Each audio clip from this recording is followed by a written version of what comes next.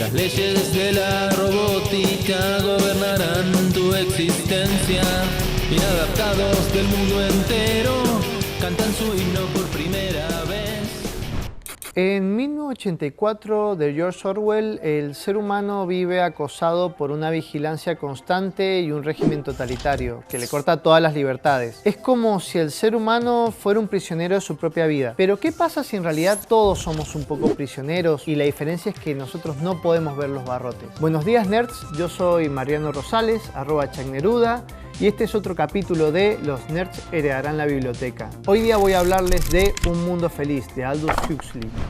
Aldous Huxley nació en 1894 en Inglaterra. Nació en una familia intelectuales, su padre y su abuelo eran biólogos reconocidos. Él tuvo problemas en la vista y se tuvo que dedicar a algo menos importante, literatura. Después de haberse graduado en la universidad, se empezó a dedicar un poco a lo que es la literatura y escribió, entre otras cosas, Un mundo feliz, la novela de la que vamos a hablar. Al final de su vida empezó a experimentar con sustancias un poco más controversiales y escribió cosas como, por ejemplo, Las puertas de la percepción, un libro que le va a dar nombre a la banda liderada por Jim Morrison. En 1984 y en Fahrenheit 451 el libro tiene un peso importante. En Fahrenheit 451 se prende fuego y en 1984 se edita para volverlo inofensivo. Pero en Un mundo feliz pasa otra cosa. Los libros están, solamente que nadie los quiere leer porque son aburridos. Huxley consideró que no hacía falta una prohibición o quemar los libros, que lo único que hacía falta era mantener al ser humano lo suficientemente entretenido con la satisfacción momentánea, con el vértigo constante de estímulos, para que en realidad no le interesara algo como los libros. ¿Cuál es el problema del libro? El libro es un objeto de conocimiento que primero es una actividad completamente individual y segundo que editar un libro es un poco más difícil que, por ejemplo, editar un artículo de Wikipedia para escribir datos erróneos en la vida de un escritor que no te guste. Por eso es que las tres novelas que forman parte de lo que se conoce como la trilogía de las distopías o la corona de las distopías de la ciencia ficción tienen un peso tan importante con respecto al libro.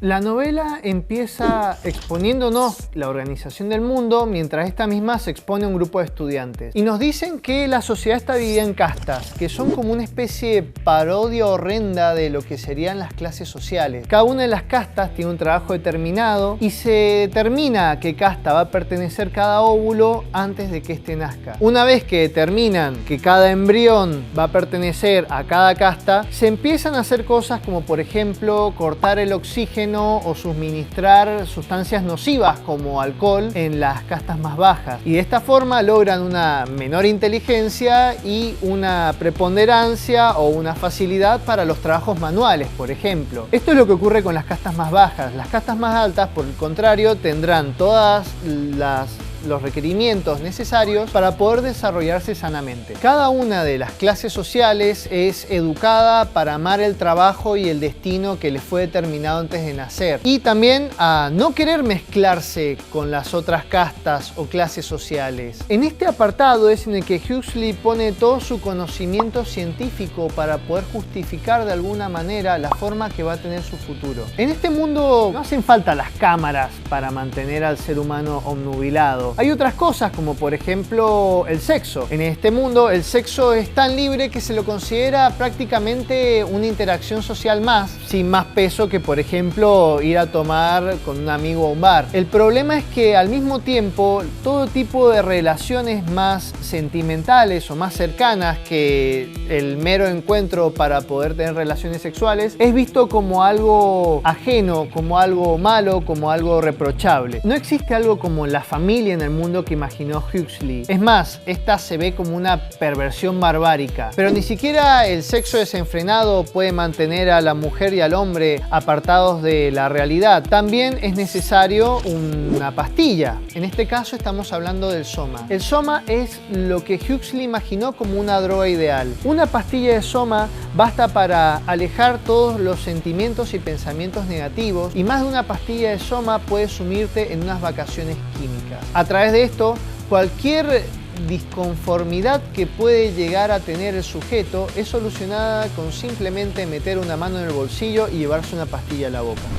En el mundo de Huxley todo está regulado por el mercado. Los deportes, por ejemplo, siguen existiendo, pero mientras más aparatos o cosas aparte tengas que comprar, mejor visto es por el gobierno, por ejemplo, o por la sociedad. Es casi como los eSports, que a veces necesitan algún periférico o alguna máquina muy avanzada. Y por si quedaba alguna duda, Henry Ford es visto como una deidad, o es nombrada como una deidad. ¿Quién es Henry Ford? Hay muchas cosas que se pueden decir, pero dejémoslo en que es un adelantado en lo que se refiere a la producción en masa. ¿Qué es la producción en masa? Bueno, dense una idea de Chaplin apretando tuercas en una cinta transportadora. Un trabajo especializado y repetitivo que hace que la producción aumente. Eso es el dogma de un mundo feliz. Pero hay referencias al comunismo. Por ejemplo, el protagonista principal se llama Bernard Marx. Pero estos nombres, vinculados a una ideología contraria a la hegemónica, se han despegado totalmente de sentido. Son solamente nombres propios que no tienen ningún tipo de significado detrás. Todo el mundo es feliz y consumista, excepto Bernard Marx, porque no cumple con los estatus de la casta a la que pertenece. Es demasiado feo para ser un alfa más. Por lo tanto, él no está muy entusiasmado con todo eso de disfrutar el momento y prefiere no tomar soma y sentirse mal a lo millennial.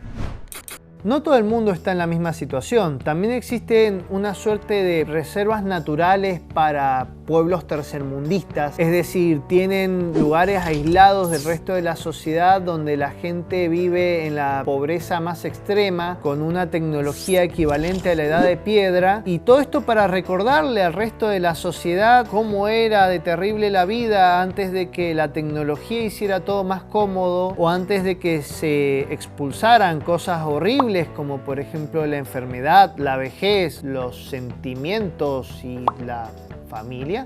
Bueno, de esta reserva natural va a salir otro de los protagonistas, que es el salvaje John. John es hijo de una mujer civilizada y se crió toda su vida con 2 libros, un manual y las obras completas de William Shakespeare. Estas obras van a servir como una especie de filtro con el que John va a poder juzgar toda la sociedad moderna una vez que pueda salir de la reserva. Justamente el título de este libro hace referencia a La Tempestad de William Shakespeare. De alguna manera, Huxley, que había estudiado mucho de la literatura inglesa, consideró que Shakespeare era un representante de los valores que nosotros tenemos como sociedad. Entonces utiliza este recurso para poder trasladar nuestros valores a la sociedad futurista que él imaginó, para así poder hacer una comparación. Todos nosotros vamos a estar en el papel de John, que va a tener nuestros valores y va a juzgar ese mundo con nuestra vara de medir. Como nos adelanta el título del libro, en este mundo toda la gente es feliz. No existe la enfermedad, no existe la vejez y todos están felices teniendo sexo y jugando con sus juguetes nuevos. Pero atrás de John es que Huxley nos muestra lo desolador y triste y frío que puede ser este futuro. Su intención no era predecir el futuro. Su intención era advertir a la sociedad de su tiempo, advertir a la sociedad a principios del siglo XX sobre el rumbo que estaban tomando las cosas, advertirles sobre los problemas que él veía y aquellas cosas que podían llegar a empeorar. Por eso es que esta obra es perturbadora, porque nosotros somos el futuro que quiso prevenir Huxley. Nosotros somos la extrapolación de aquellas cosas que el escritor de este libro pudo ver. Queda en nosotros juzgar si en realidad Huxley tuvo una suerte de premonición, si verdaderamente un mundo feliz no es una parodia del mundo que estamos viviendo, o si todavía estamos a tiempo de poder cambiar las cosas. Bueno, eso fue todo. Yo soy Mariano Rosales, @ChuckNeruda, de Los Nerds Heredarán la Tierra, y esto fue otro capítulo de Los Nerds Heredarán la Biblioteca. Las leyes de la robótica gobernarán tu existencia. Inadaptados del mundo entero cantan su himno por primera vez.